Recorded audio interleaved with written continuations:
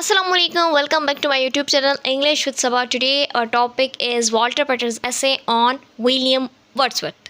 Let's start the video. Walter Pater ने English Romantics को भी देखा, जहाँ पे उन्होंने बहुत सी इंस्पिरेशन हासिल की, जैसे कि विलियम वर्ड्सवर्थ और एस.टी. कॉलरिज उनके फ्रेंड। तो ये जो फ़िलोसफिकल रोमांटिक्स थे, पेटर ने उनके मुतालिक भी कुछ ना कुछ कहा है और उनकी अचीवमेंट्स के बारे में भी लिखा है और उन्हें क्रिटिसाइज़ भी किया है। वॉल्टर पेटर के कुछ ऐसे हैं जो कि उन्होंने Charles lamb, William Wordsworth, ST. Coleridge पर लिखे हैं। तो यहाँ पर मैं आपको बता दूँ कि एस.टी. कॉलरिज का थोड़ा सा ओवरव्यू दे देती हूँ, लेकिन इंशाल्लाह वो जो ऐसे है वो कमिंग वीडियो में एक्सप्लेन करूँगी। फ़िलहाल के लिए मैं विलियम वर्ड्सवर्थ का जो ऐसे है उसी को एक्सप्लेन करूँगी, ताकि स्टूडेंट को कन्फ्यूजन ना हो और वो आसानी से समझ सकें। एस.टी. कॉलरिज की जो इमेजिनेशन और उनकी जो सच्चाई थी, उसने वॉल्टर पेटर के लिए एक जर्मन फ़िलासफ़ी को जन्म दिया। वो एक बहुत बड़ा फ़ोर्स बनी उनके लिए। वॉल्टर पेटर जब अंडर ग्रेजुएट थे तो उन्होंने एस.टी. कॉलरिज के आइडियाज़ से फ़वाइद हासिल किए। वॉल्टर पेटर का जो ऐसे है विलियम वर्ड्सवर्थ और एस.टी. कॉलरिज पर, उसने टाइम और मोमेंट की तरफ कंसंट्रेशन दिलाई। विलियम वर्ड्सवर्थ इंग्लिश रोमांटिक्स के बानी हैं और उनका एक इम्पॉर्टेंट और मोस्ट सेंट्रल फिगर है। उन्हें एक रूहानी पोइट जाना जाता है, क्योंकि a poet concern with the human relationship to nature and educate of using the vocabulary and speech pattern of common people in poetry। 1795 का जो टाइम है उसमें सैमुअल टेलर कॉलरिज के साथ उनकी मीटिंग हुई थी। उसके बाद उन्होंने लिरिकल बैलेड लिखी और 1798 में उसकी पब्लिकेशन की। अच्छा, पोइटिक डिक्शन क्या है? ये एक ऑपरेटिंग लैंग्वेज है पोइट्री की, जिसमें लैंग्वेज को एक मैनर के साथ सेट किया जाता है पोइट्री में। इसमें vocabulary, phrases, grammar, linguistics style वगैरह इंक्लूड है। जबकि विलियम वर्ड्सवर्थ के लिहाज से पोइटिक डिक्शन क्या है, इसको देखते हैं। उनके मुताबिक ये एक ऐसा स्टाइल है जिसको पोइट्री में इस्तेमाल किया जाता है लिखाई के दौरान। लिंग्विस्टिक स्टाइल, वोकैबुलरी और जो फिगरेटिव लैंग्वेज है, ज़्यादातर जो है वो मेटाफर्स का इस्तेमाल किया जाता है इसमें। वॉल्टर पेटर ने विलियम वर्ड्सवर्थ के ऐसे में किन चीज़ों को मॉडिफाई किया है? वर्ड्सवर्थ की कॉम्पोजिशन को, duality of theme, complexion of modern poetry, religious placidity, use of imagery, similarly nature and man, language, his philosophy, musical meter, then conclusion of the essay। Wordsworth composition, इसमें कहा गया है कि सारे पोइट जो हैं वो ग्रेट हैं, लेकिन वॉल्टर पेटर कहते हैं कि ज़्यादा स्किल विलियम वर्ड्सवर्थ के पास इसलिए है कि उन्होंने एंथोलॉजी को जो है ना लिखा है। मतलब ये है कि एक ऐसी पोएम्स की कलेक्शन या स्टोरीज़ जो कि मुख्तलिफ़ राइटर्स ने लिखी हो, लेकिन उसको पब्लिश एक साथ किया जाए बुक में, एक ही बुक में। जैसे कि लिरिकल बैलेड का बार बार बताया जाता है कि एस.टी. कॉलरिज और विलियम वर्ड्सवर्थ दोनों की एफ़र्ट उसमें इंक्लूड है। तो इस तरह की सिलेक्शन की वजह से उनकी राइटिंग क्वालिटी जो है वो फर्टाइल और एनर्जेटिक दिखाई देती है। वो ये सोचते थे कि जितना भी क्रिएटिव वर्क है उसका लार्जर पार्ट पैसिवली होना चाहिए, कि किसी भी दिमाग को आसानी से समझ आ सके। ड्युअलिटी ऑफ थीम, वर्ड्सवर्थ की इस तरह की जो रीडर्स को स्टिमुलेट कर देते, यानी हायर और लोअर मूड जो थी, आप डाउन पिच पोइट्री की, वो एक एक्सीलेंट ट्रेनिंग दिखाई देती थी। पोइट्री का आर्ट उसमें एनहांस होता था। Complexion of modern poetry, Wordsworth की पोइट्री दूसरे शायर से बिल्कुल मुख्तलिफ और आसान अल्फाज में समझ आने वाली है।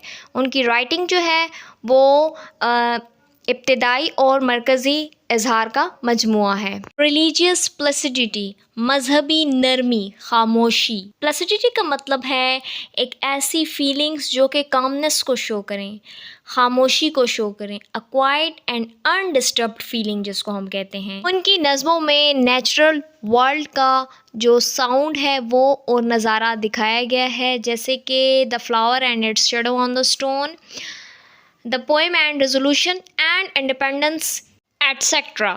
इसी तरीके से उनका नज़मों में इमेजरी का किस तरह से इस्तेमाल है, वो बिल्कुल क्लियर और डेलिकेट तरीके से आउटलाइन को विजिबल कर देते थे, जहाँ पर इमेजरी को आसानी से देखा जा सकता था। वो नोबल साउंड को कंसीव करके ह्यूमन करैक्टर को बिल्कुल नोबलर टाइप की तरफ ले जाते।